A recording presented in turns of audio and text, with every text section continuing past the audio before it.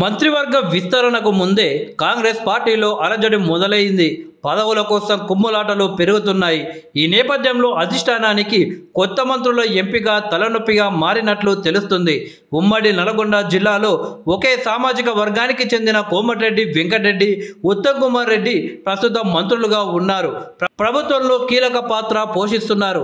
అయితే పార్లమెంటు ఎన్నికల సందర్భంగా మంత్రి పదవిపై తనకు హామీ ఇచ్చారు అని కోమటిరెడ్డి వెంకటరెడ్డి తమ్ముడు కోమటిరెడ్డి రాజగోపాల్ రెడ్డి అధిష్టానం వద్ద మంత్రి పదవి కోసం పట్టుపడుతున్నారు. అయితే ఆయనకు మంత్రి పదవి ఇస్తారన్న చర్చ కూడా జరుగుతుంది. అయితే దీనిపై మంత్రి ఉత్తమ్ కుమార్ రెడ్డి అభ్యంతరాలు తెలుపుతున్నట్టు తెలుస్తుంది.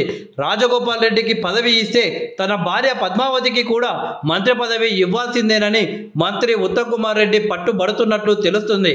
ఈ నేపథ్యంలోనే మంత్రి ఉత్తమ్ కుమార్ రెడ్డి పార్టీ అధిష్టానంపై అలిగినట్లు తెలుస్తుంది. తన భార్య పద్మావతికి మంత్రి పదవి అడగగా హైకమాండ్ ఒప్పుకోకపోవడంతో ఆయన అసంతృప్తి వ్యక్తం చేసినట్లు తెలుస్తుంది.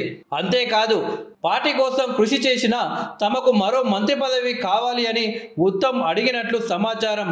ఢిల్లీలో ఇటీవల రాహుల్ గాంధీతో సమావేశం జరగగా 20 నిమిషాల్లోనే ఉత్తమ్ కుమార్ రెడ్డి బయటకు వచ్చేశారు. తన భార్యకు మంత్రి పదవి ఇవ్వలేదని ఆయన అలిగినట్లు తెలుస్తుంది. కోమటిరెడ్డి వెంకటరెడ్డి ఫ్యామిలీకి 2 మంత్రి పదవులు ఇవ్వడంపై ఆయన అసంతృప్తితో ఉన్నట్లు సమాచారం.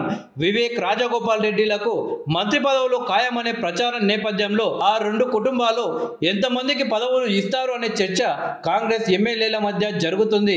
ఇప్పటికే వివేక్తో పాటు ఆయన సోదరుడు వినోద్ ఎమ్మెల్యేగా, వివేక్ కొడుకు పెద్దపల్లి ఎంపీగా ఉన్నారు. వాళ్లకు అదనంగా మంత్రి పదవి ఎందుకు ఇవ్వాలి అని మాదిగ ఎమ్మెల్యేలు ప్రశ్నిస్తున్నారు.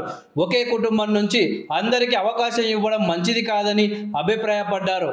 కోమటిరెడ్డి వెంకటరెడ్డి ఇప్పటికే మంత్రిగా ఉన్నారు. మళ్ళీ ఆయన తమ్ముడు రాజగోపాల్ రెడ్డిని సైతం క్యాబినెట్లోకి తీసుకోవడం వల్ల తప్పుడు సంకేతాలు వెళ్తాయనే డిస్కషన్ అయితే ఎమ్మెల్యేల మధ్య నడుస్తుంది.